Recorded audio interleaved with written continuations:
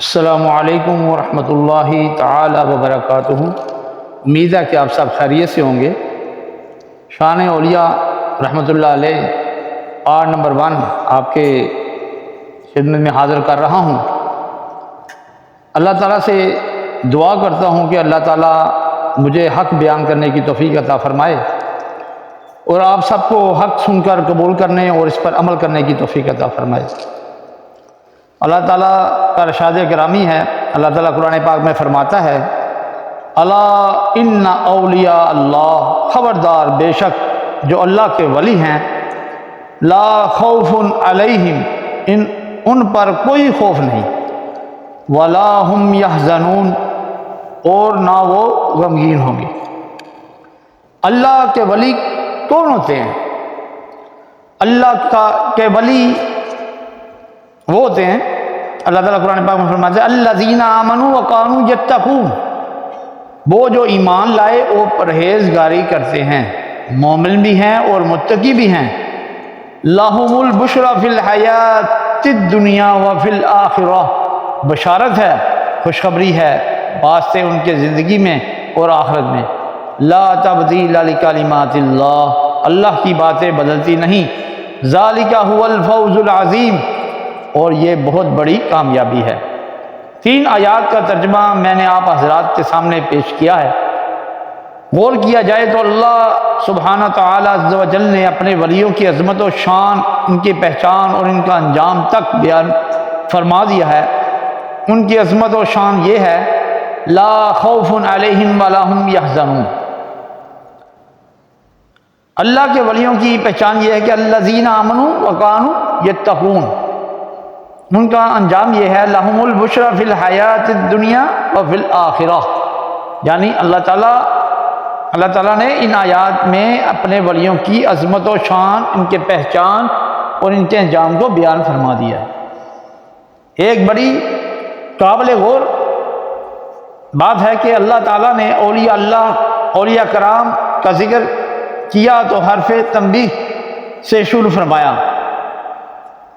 اللہ حرف تنبیہ ہے جس کا معنی خبردار، تو اللہ نے اولیاء کا ذکر کرنے سے پہلے خبردار کیا۔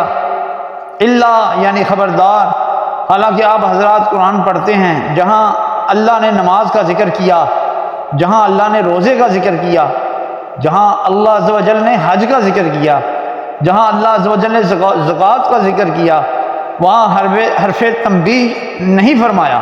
اللہ تعالیٰ نے فرماتا ہے، وَأَقِیمُوا الصَّلَاةَ وَآتُوا الزَّکَاۃَ، نماز قائم کرو اور زکوٰۃ ادا کرو۔ فرمایا، یا ایھا الذین آمنوا کتب علیکم الصیام، تم پر روزے رکھنے فرض کر دیے گئے، کما کتب علی الذین من قبلکم، جیسے کہ فرض کر دیے گئے تھے ان لوگوں پر جو تم سے پہلے ہوئے، کیونکہ فرض کیے ہیں لعلکم تتقون، تاکہ تم پرہیزگار ہو جاؤ۔ روزے کا حکم دیا، حرف تنبیہ نہیں ہے۔ وَلِلَّهِ عَلَى النَّاسِ حَجَّ الْبَيْتِ مَنِ اسْتَطَاعَ إِلَيْهِ سَبِيلًا، اللہ عز و جل کے لیے بیت اللہ کا حج کرنا فرض ہے، جو حج کرنے کی، مکے جانے کی استطاعت رکھتا ہو۔ حرف تنبیہ نہیں ہے۔ نماز کا، زکوٰۃ کا، روزے کا، حج کا حکم دیا، حرف تنبیہ نہیں فرمایا، اور یہ اللہ کا ذکر کیا تو پہلے حرف تنبیہ فرمایا۔ بات یہ ہے کہ اللہ سبحانہ و تعالیٰ عالم الغیب ہے، وہ جانتا تھا، وہ جانتا ہے کہ بہت سے لوگ ایسے پیدا ہوں گے جو نماز، روزے، حج، زکوٰۃ کا انکار نہیں کریں گے، ان کی اہمیت کا انکار نہیں کریں گے، مگر اولیاء اللہ کا انکار کریں گے، ان کے کمالات کا انکار کریں گے، ان کی کرامات کا انکار کریں گے۔ اسی واسطے اللہ سبحانہ تعالیٰ نے اولیاء کا ذکر کرنے سے پہلے خبردار کیا ہے۔ الا یعنی خبردار، ان کی عظمت و شان کا انکار نہ کرنا، کیونکہ یہ وہ لوگ ہیں جن کی عظمت و شان کا ڈنکا میں خود بجا رہا ہوں۔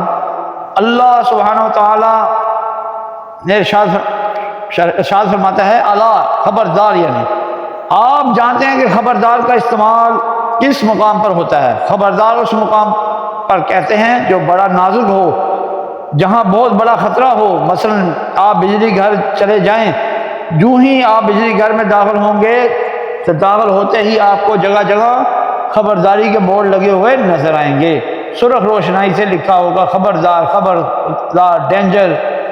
یہ پڑھے لکھے لوگوں نے جگہ جگہ خبردار کیوں لکھا ہے؟ یہ جانتے ہیں کہ بجلی گھر میں طرح طرح کے آدمی آتے ہیں، پڑھے لکھے بھی آتے ہیں اور ان پڑھ بھی آتے ہیں، دانا بھی آتے ہیں، نادان بھی آتے ہیں، ماہر بھی آتے ہیں اور غیر ماہر بھی آتے ہیں۔ کہیں ایسا نہ ہو کہ کوئی ان پڑھ، کوئی غیر ماہر، کوئی نادان جگہ جگہ ہاتھ لگا کر دیکھتا پھرے کہ یہ کیا ہے، یہاں کیا ہو رہا ہے۔ معاملہ بڑا نازک ہے، معاملہ ہے بڑا خطرناک، کہیں کرنٹ پڑ جائے تو جان سے ہی ہاتھ دھو بیٹھے۔ اس لیے جہاں جان کا خطرہ تھا وہاں پڑھے لکھے لوگوں نے خبرداری کا بورڈ لگا دیا، جہاں ایمان کا خطرہ تھا وہاں رب رحمان نے، رب تعالیٰ نے، اللہ سبحانہ و تعالیٰ نے خبرداری کا بورڈ لگا دیا۔ اللہ تعالیٰ ارشاد فرماتا ہے، ولیوں کی صحبت میں آنے والوں، ولیوں کا ذکر سننے اور سنانے والوں، ذرا خبردار ہو کے رہنا، ذرا ہوشیار ہو کے رہنا، یہ معاملہ بڑا نازک ہے۔ ان کو عام بندوں جیسا بندہ سمجھ کر گستاخی نہ کر بیٹھنا، کوئی ہلکا کلمہ منہ سے نہ کہہ بیٹھنا۔ یاد رکھو، جس طرح بجلی کی تار کو ہاتھ لگانے سے جان کا خطرہ ہے، اسی طرح ولی کی شان میں گستاخی کرنے سے ایمان کا خطرہ ہے۔ اللہ تعالیٰ ارشاد فرماتا ہے، الا خبردار، مارکیٹوں میں، محلوں میں، بازاروں میں رات کو پہرے دار کہتا ہے، آواز لگاتا ہے، خبردار خبردار، مجھے بتاؤ یہ پہرے دار کس کو خبردار کہتا ہے؟ دکانوں کو، مکانوں کو یا مکان والوں کو؟ ارے دکانوں مکانوں کو خبردار نہیں کرتے، شاید آپ کہہ دیں کہ مکان والوں کو خبردار کرتے ہیں۔ اگر مکان والوں کو خبردار کریں تو مکان والے کہیں گے اگر ہم نے ہی خبردار ہو کے رہنا ہے تو تمہاری ڈیوٹی کس لیے لگائی گئی؟ ارے تمہیں اس لیے مقرر کیا ہے کہ ہم ذرا تھکے ہوئے ہیں، چین کی نیند سو لیں اور تمہیں ذرا خبردار خبردار کہو، پہرا دو۔ بلا تشبیہ اور تمثیل بات سمجھانے کے لیے ہوتی ہے، مثال ہی ہوتی ہے، مثال تفہیم کے واسطے ہوتی ہے۔ پہرے دار خبردار کرتا ہے چور کو، پہرے دار خبردار کرتا ہے چور کو، وہ چور کو خبردار کرتا ہے، اے چور خبردار، اس کوچے اس محلے کی طرف نہ آنا، کیونکہ یہ وہ کوچہ ہے، وہ محلہ ہے جس کا پہرے دار میں کھڑا ہوں۔ بلا شبہ تمثیل، بلا تشبیہ و تمثیل، اللہ تعالی نے ولیوں کے دشمنوں کو ولیوں کی عظمت و شان کے منکروں سے فرماتا ہے، اے منکرو، اے میرے ولیوں کے دشمنوں، خبردار ہو کے رہنا، یہ وہ طبقہ ہے جس کا میں محافظ و مددگار ہوں۔ اللہ سبحانہ و تعالیٰ عز و جل ارشاد فرماتا ہے، یعنی اللہ یعنی خبردار، ان اولیاء اللہ، بے شک وہ اللہ کے ولی ہیں، لا خوف علیہم ولا هم یحزنون، ان پر کوئی خوف نہیں اور نہ وہ غمگین ہوں گے۔ ایک ہی اولیاء اللہ اور ایک ہی من دون اللہ، پر یہ بڑی سمجھنے کی چیز ہے۔ قرآن کریم کے اندر من دون اللہ کی بہت سی آیات ہیں، اکثر و بیشتر آیات میں من دون اللہ سے مراد بت ہیں۔ آپ حضرات جانتے ہیں کہ نبی کریم علیہ السلام مبعوث ہوئے تھے تو اہل عرب نے بلکہ ساری دنیا کے لوگ شرک و کفر میں مبتلا تھے، بتوں کی پوجا کرتے تھے، بتوں کو معبود مانتے تھے، بتوں کو الہ مانتے تھے، بتوں کو معبود مان کر اس کی پرستش کرتے تھے۔ اسی لیے اللہ سبحانہ تعالیٰ نے بتوں کے حق میں آیات اتاری اور بتوں کے لیے من دون اللہ کا لفظ ارشاد فرمایا۔ اللہ تعالیٰ ارشاد فرماتا ہے، اے من دون اللہ کو پوجنے والوں، اے مشرکوں اور کافروں، من دون اللہ جن کو پکارتے ہو، جن کی تم عبادت کرتے ہو، یہ تو کسی چیز کی بھی قدرت نہیں رکھتے، یہ ہرگز نفع و نقصان نہیں پہنچا سکتے، یہ تمہاری فریاد کو نہیں سنتے، یہ تمہاری مشکل آسان نہیں کر سکتے۔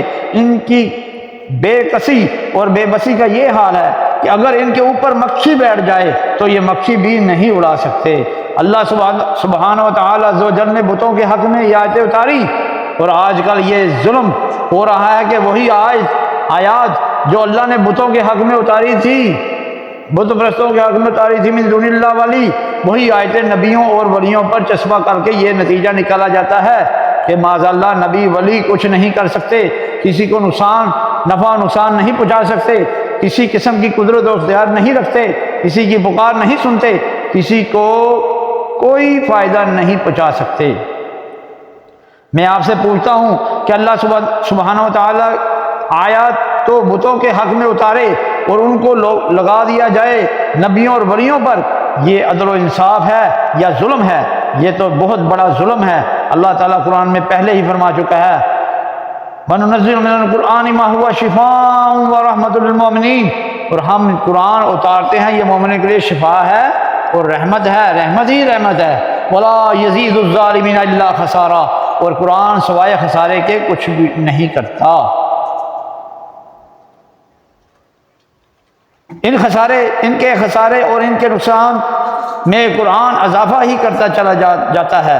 یہ نہیں فرمایا ولا یزید الکافرین، بلکہ یہ فرمایا ولا یزید الظالمین۔ اللہ تعالیٰ فرماتا ہے جو قرآن پڑھتے ہیں تو ہیں مگر عدل سے یہ کام نہیں لیتے، ظلم کرتے ہیں، ان ظالموں کے واسطے یہ قرآن رحمت و شفا نہیں بلکہ نقصان کا موجب ہے۔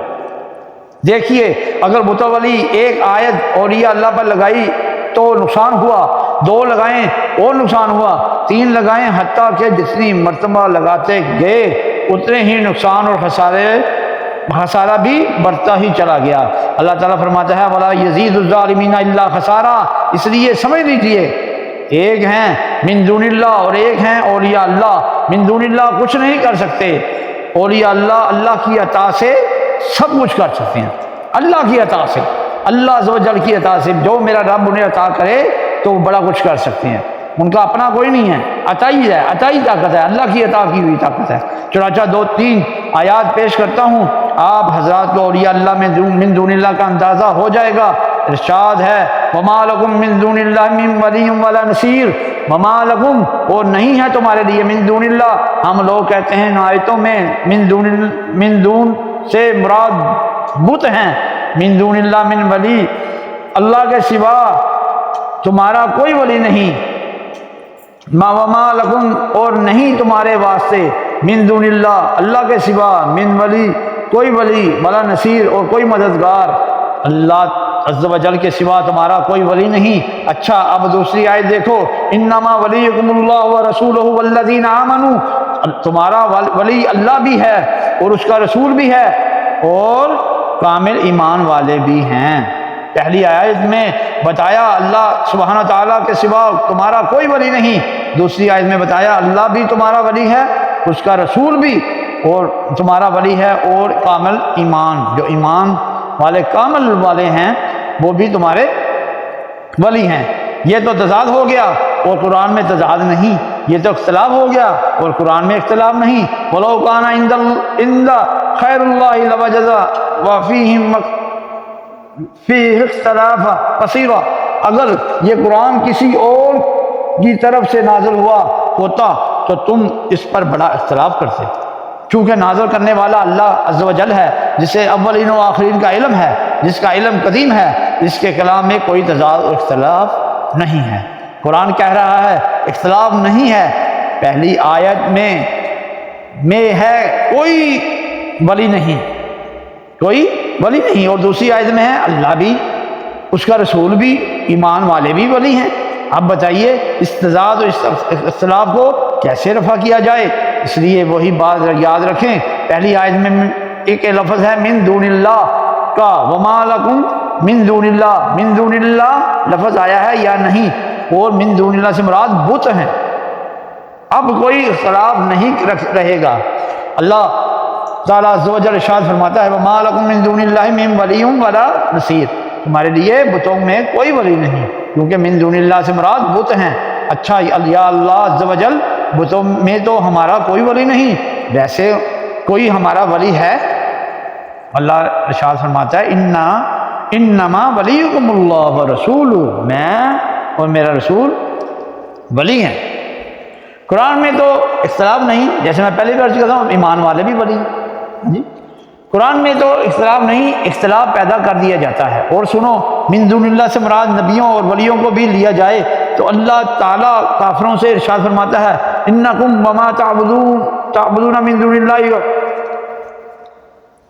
حسب جہنم، بے شک اللہ، بے شک اے کافرو تم من دون اللہ جن کی تم پوجا کرتے ہو یہ جہنم کا ایندھن ہے۔ اب اگر اولیاء اللہ عز و جل کو اپنے اور نبیوں میں دون اللہ سے میں داخل کیا جائے تو پھر نتیجہ کیا نکلے گا؟ کیونکہ اللہ فرماتا ہے من دون اللہ جہنم کا ایندھن ہے۔ اور لوگ کہتے ہیں کہ نبی ولی میں من دون اللہ میں داخل ہیں، تو جو لوگ نبیوں اور ولیوں کو من دون اللہ میں داخل کرتے ہیں تو گویا وہ لوگ در پردہ انبیاء و اولیاء کو جہنمی بناتے ہیں۔ اب تم جواب دو، کیا وہ جہنمی ہیں؟ ان کے متعلق جو جہنمی ہونے کا تصور بھی کرے خطرہ ہے، کہیں خود جہنمی نہ ہو جائیں۔ ان کے لیے بشارت آ گئی، لہم البشریٰ فی الحیات الدنیا وفی الآخرہ۔ اس لیے نبی اور ولی من دون اللہ میں داخل نہیں، وہ اللہ تعالیٰ عز و جل کے پیارے ہیں، اس لیے من دون اللہ والی آیات کو نبیوں اور ولیوں پر چسپاں کر دیا جاتا ہے۔ اللہ تعالیٰ سب مسلمانوں کو عدل و انصاف کی توفیق عطا فرمائے۔ اللہ تعالیٰ ارشاد فرماتا ہے الا ان اولیاء اللہ لا خوف علیہم ولا هم یحزنون، اولیاء اللہ کی شان یہ ہے کہ لا خوف علیہم ولا هم یحزنون، ان پر کوئی خوف نہیں اور نہ وہ غمگین ہوں گے۔ اور سنیے من دون اللہ کی کیا حالت ہے۔ حضرت ابراہیم علیہ السلام بت خانے میں گئے اور سارے بتوں کو چورا چورا کر دیا۔ اللہ تعالیٰ ارشاد فرماتا ہے فجعلہم جزاز، حضرت ابراہیم علیہ السلام نے بتوں کو چورا چورا کر دیا اور واپس آ گئے۔ مشرکین آئے، انہوں نے اپنے بتوں کی، وہ دیوتاؤں کی حالت دیکھی، کیفیت دیکھی یہ تھی کہ بندوں کو خداؤں پر رحم آ رہا تھا۔ کہنے لگے من فعل ھذا، وہ کون ہو سکتا ہے جس نے یہ ہمارے معبودوں کا یہ حال کیا، جس نے ہمارے معبودوں کے ساتھ یہ سلوک کیا۔ کہنے لگے ہم نے سنا ہے کہ ایک نوجوان ہے جس کو ابراہیم علیہ السلام کہتے ہیں، وہ ان بتوں کا تذکرہ ذرا دوسرے رنگ میں کیا کرتا ہے، باقی تو ساری قوم نیاز مند ہے، ان بتوں کی پجاری ہے، لیکن وہ ان کا بڑا دشمن ہے اور ان کا دوسرے لفظوں میں ذکر کیا کرتا ہے، اس کے سوا یہ کسی اور کا کام نہیں ہو سکتا۔ اس سے سبق حاصل کیا کرو کہ نوجوانوں کے کیسے کام ہوا کرتے ہیں۔ ایک نوجوان حضرت علیہ السلام نے کیا کام کیا؟ عید کا دن تھا، قوم عید منا رہی تھی، اور قوم کی عید کیا تھی؟ وہ شہر سے باہر جا کر شرابیں پی رہے تھے، رنگ رلیاں منا رہے تھے، عیش و عشرت میں مشغول تھے، لیکن اللہ کے ایک بندے نے آ کر تمام معبود ان باطلہ کا صفایا کر دیا، چورا چورا کر دیا۔ ایسا کام کیا جس کام پر اللہ خوش ہو۔ معلوم ہوا عید کے دن شرابیں پینا، عید کے دن عیش و عشرت کرنا، یہ اللہ کے بندوں کا طریقہ نہیں، یہ کفار کا طریقہ ہے، یہ ایسا کام ہے جس سے اللہ خوش نہیں ہوتا۔ نوجوان بت پرست نہیں ہوتے، بت شکن نہیں ہوتے۔ آج کل ہمیں بھی بت شکن بننا چاہیے۔ نوجوانوں، صنم پرستی چھوڑ دو، صنم شکن ہو جاؤ۔ سمجھتے ہو میری مراد بتوں سے کیا مراد ہے، اس لیے زیادہ تشریح کی ضرورت نہیں۔ میں تو آج کل بھی بت پرستی میں ہم تو آج کل بھی بت پرستی میں لگے ہوئے ہیں۔ یہ بت پرستی ہے کہ بس اسٹاپ پر جہاں ایک طرف لڑکیاں ہوتی ہیں دوسری طرف بت پرست ہوتے ہیں، اس لیے چاہیے کہ ہم بت شکن ہو جائیں۔ حضرت ابراہیم علیہ السلام نے بتوں کو توڑ دیا، اللہ اکبر۔ جس وقت وہ مشرک آئے تو آپس میں کہنے لگے کہ یہ کس کی جرت ہے جس نے بتوں کو توڑا، پکڑ کے لاؤ اس کو لوگوں کی نگاہوں کے سامنے، تاکہ لوگ اس کو دیکھیں۔ حضرت ابراہیم علیہ السلام کے پاس گئے اور کہا کہ چلیے صاحب ذرا، فرمایا چلیے فرمایا چلیے حضرت ابراہیم علیہ السلام اکیلے، کوئی فوج ساتھ نہیں، کوئی اسلحہ ساتھ نہیں، تنہا پوری قوم کے سامنے چلے آئے۔ وہ قوم جو سب کی سب بتوں کی پوجا کرنے والی تھی، اور آپ نے ان کے بتوں کو چورا چورا کر دیا تھا۔ آپ بلا خوف و خطر تشریف لے گئے، کیونکہ بظاہر اکیلے تھے مگر اللہ تعالیٰ سبحانہ تعالیٰ ان کے ساتھ تھا۔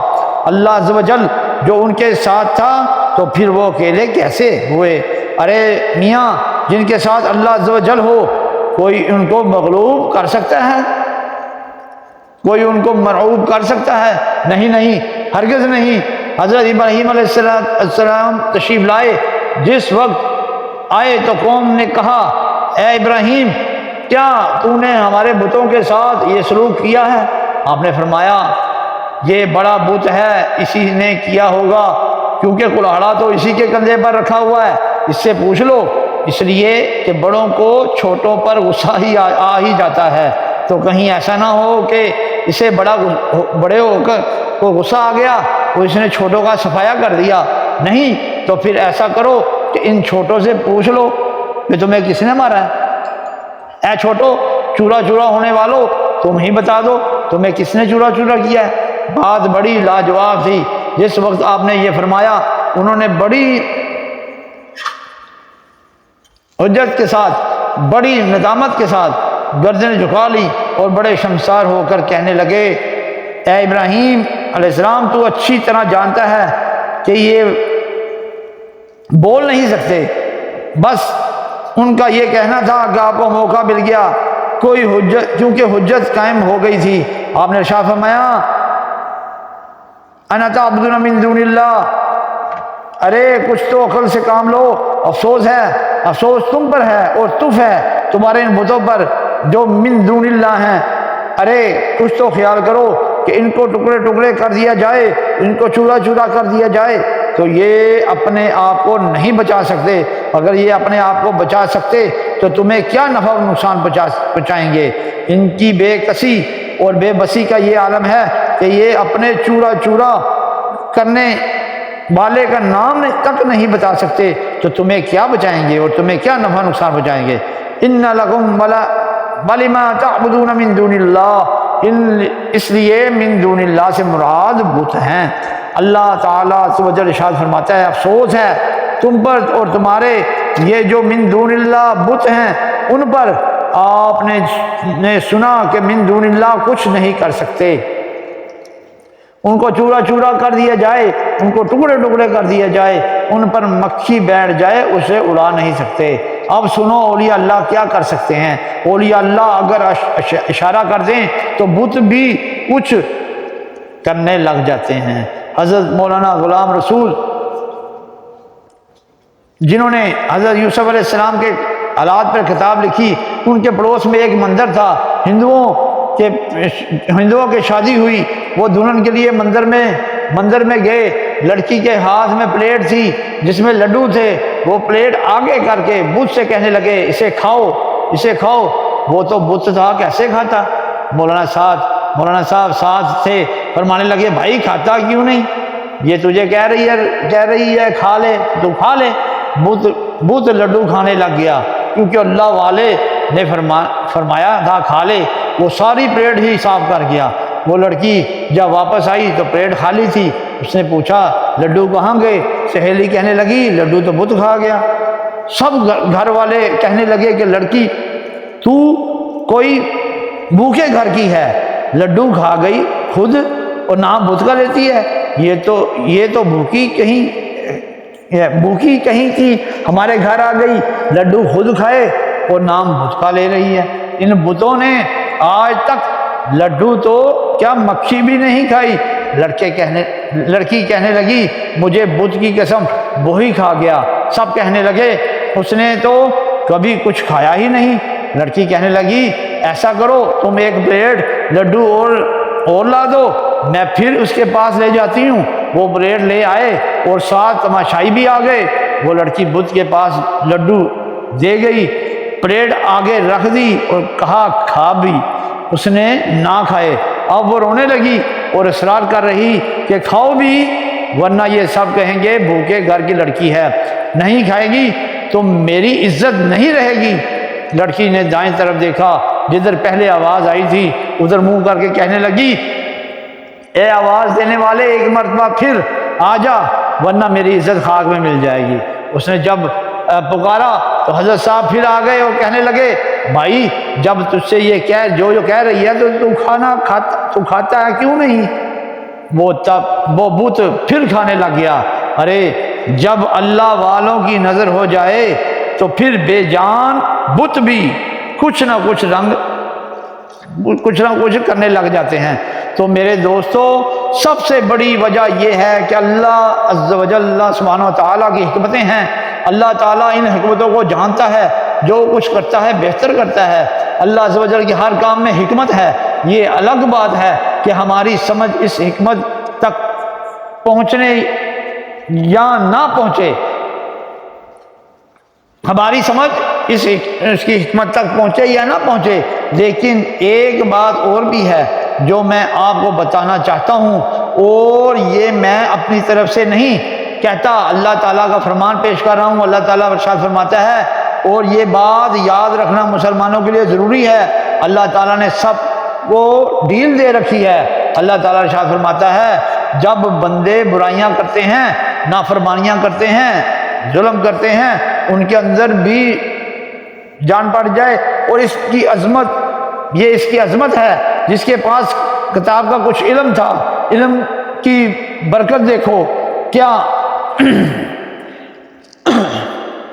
تھا، اس کے پاس علم یہ نہیں تھا۔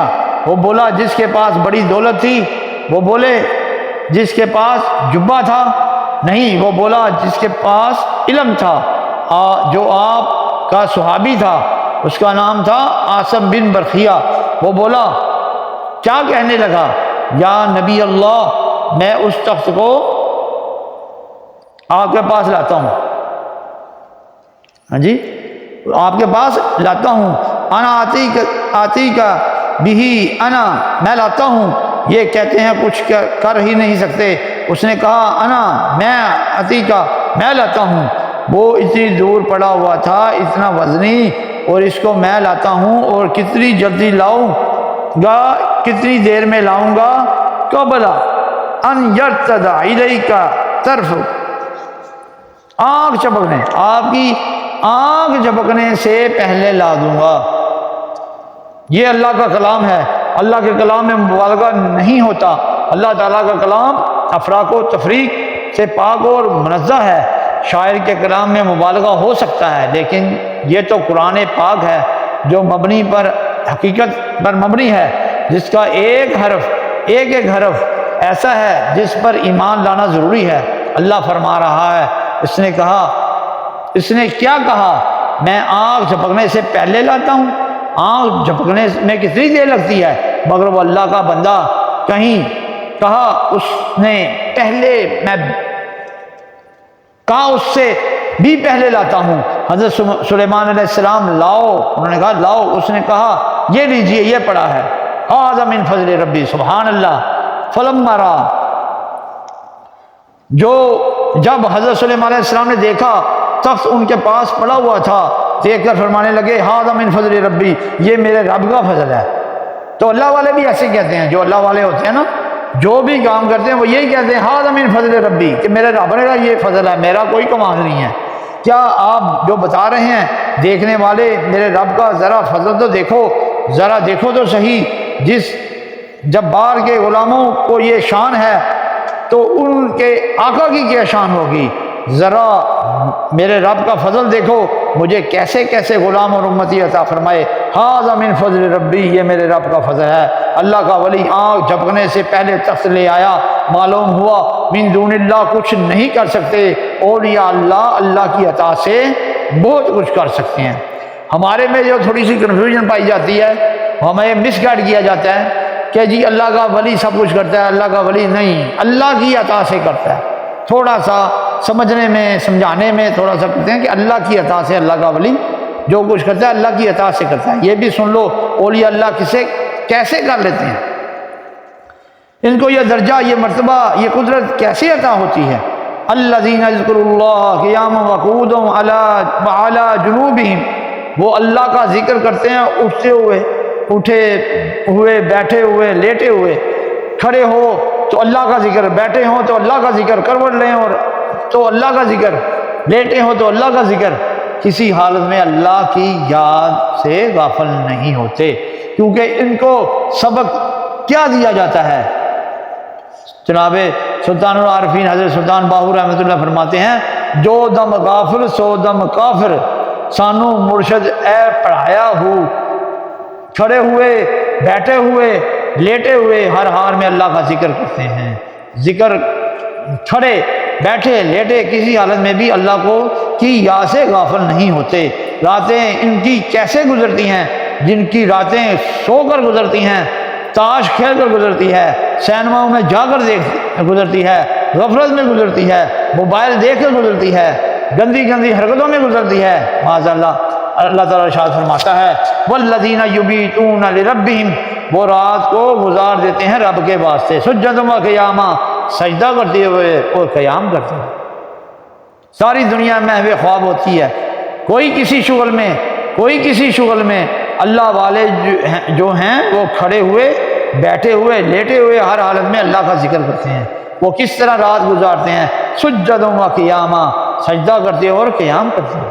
مسلمانوں اپنے مقدر پر ناز کرو، مسلمانوں، حنفیوں، سنیوں، بریلویوں، اپنے مقدر پہ ناز کرو۔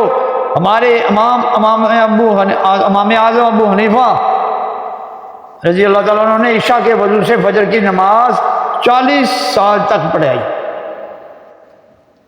آپ رمضان المبارک میں 61 قرآن پاک ختم کیا کرتے تھے، ایک دن کو اور ایک رات کو اور ایک نماز تراویح میں۔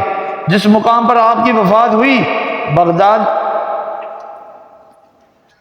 بغدادی نے تاریخ بغداد میں لکھا ہے، جس مقام پر آپ کی وفات ہوئی اس مقام پر آپ نے 72 قرآن شریف ختم کیے تھے، 72 قرآن پاک ختم کیا۔ اللہ اکبر۔ ہمارے امام اعظم نے 40 سال تک عشاء کے وضو سے فجر کی نماز ادا کی۔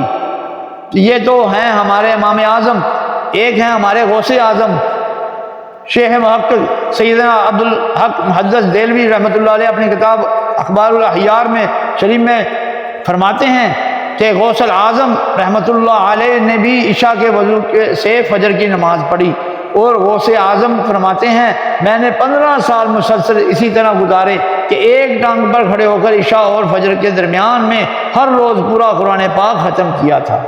15 سال میں نے اس طرح گزارے اور 40 سال نماز عشاء کے وضو سے فجر کی نماز پڑھی۔ ایک جگہ ایک آدمی نے رکا لکھ کر بھیجا کہ ان کا وضو نہیں ٹوٹتا تھا، ان کی ہوائیں نہیں خارج ہوتی تھی۔ میں نے کہا نہیں ہوتی تھی، کیونکہ وہ تیری طرح 6 روٹیاں کھا کر اور 6 پیالے دال کے پی کر نہیں سوتے تھے، وہ تیری طرح آلو کا پیالہ اور گوشت کا پیالہ اور برگر شوارمے الٹے سیدھے چرگے مرغے کھا کر نہیں سوتے تھے۔ اسی طرح سے ان کا وضو نہیں ٹوٹتا، کیونکہ ان کا جسم بھی سراپا روح بن چکا تھا۔ کتابیں پڑھ کر دیکھو، سیدنا غوث اعظم رحمۃ اللہ علیہ فرماتے ہیں میں نے 25 سال تک جنگلوں میں اس طرح عبادت کی کہ میرا جسم بھی سراپا روح بن گیا، میری غذا اللہ کا ذکر بن گیا، میری غذا اللہ کی عبادت ہی بن گئی۔ میں سال تک کچھ نہیں کھاتا تھا، مجھے بھوک نہیں لگتی تھی۔ موٹی بات سے آپ کو سمجھ لگ جائے گی، بولو فرشتے کھاتے ہیں یا پیتے ہیں؟ بتائیں نا، فرشتے کھاتے ہیں پیتے ہیں، کیوں؟ اس لیے کہ وہ روح ہیں، نور ہیں۔ اسی طرح اللہ کے بندے جب عبادت کرتے ہیں کثرت سے تو یاد رکھو ان کے اجسام مبارکہ روحوں سے بھی زیادہ لطیف ہو جاتے ہیں، کیونکہ جسموں سے روحوں کا کام لیتے ہیں اور روحوں سے جسموں کا۔ پھر ان کی حالت یہ ہوتی ہے کہ اگر وہ نہ بھی کھائیں تو ان کو کوئی پرواہ نہیں ہوتی، کیونکہ ان کی غذا اللہ کی عبادت اور اللہ کا ذکر بن جاتی ہے۔ اور مصیبت یہ ہے کہ ہم لوگ ان کو قیاس کرتے ہیں اپنے اوپر کہ ہم چونکہ ساری رات کمرے کو محتاج چھوڑتے ہیں کمرہ گندا کر چھوڑتے ہیں تو ہم سمجھتے ہیں کہ ان کی حالت بھی یہی تھی۔ فرماتے ہیں کہ لوگوں نے اپنے اوپر قیاس مت کرو، اپنے جیسا مت سمجھو، دیکھنے میں تو وہ ہمارے جیسے ہوتے ہیں لیکن حقیقت میں بے مثل و بے مثال ہوتے ہیں۔ مولانا فرماتے ہیں کہ تم دیکھتے نہیں کہ شعر اور شیر لکھنے میں یکساں ہیں، شعر اور شیر لکھنے میں یکساں ہیں، ادھر بھی 3 حرف ادھر بھی 3 حرف، جو حرف ادھر ہیں وہی حرف ادھر ہیں، مگر ان کے حالات پر غور کرو تو تمہیں کیا نظر آئے گا؟ جی تو یاد رکھو جن لوگوں نے ان کو اپنے اوپر قیاس کیا وہ گمراہی کے گڑھے میں جا گرے۔ گمراہی کی سب سے پہلی سیڑھی یہ ہے کہ اللہ والوں کو اپنے جیسا سمجھ لیا جائے، یہ گمراہی کی بنیاد ہے، بنیاد یاد رکھو۔ اولیاء اللہ ساری رات اللہ کا ذکر کرتے ہیں، نفل پڑھتے ہیں، اس میں ایک بات اور، رات گزارتے ہیں کھڑے ہو کے سجدے میں، رکوع میں، اپنے رب کے لیے۔ وہ شہرت کے واسطے عبادت نہیں کرتے، نمائش کے واسطے عبادت نہیں کرتے، دکھاوے کے لیے واسطے عبادت نہیں کرتے، عبادت گزار کہلانے کے لیے واسطے عبادت نہیں کرتے۔ ان کا مقصد صرف اور صرف اللہ سبحانہ تعالیٰ عز و جل کی خوشنودی اور رضا ہوتا ہے۔ اور یاد رکھو ہمیں بھی یہی روش اختیار کرنی چاہیے، ہم جو بھی کام کریں اللہ عز و جل کی رضا کے لیے واسطے کریں، جو کام لوگوں کو دکھاوے کے لیے واسطے کیا جائے تو وہ قبولیت کا درجہ نہیں پاتا اور اللہ تعالیٰ کے ہاں اس کو جزا نہیں ملتی۔ اللہ تبارک و تعالیٰ نے کہ ہاں کون سا عمل قبولیت کا درجہ رکھتا ہے، وہ صرف اللہ تعالیٰ عز و جل کی رضا اور خوشنودی کے لیے کیا جائے، اس کی بڑی ضرورت ہے۔ آج کل ہم لوگ اکثر ایسے عمل کرتے ہیں کہ مقصد ہوتا ہے لوگوں کو دکھانا۔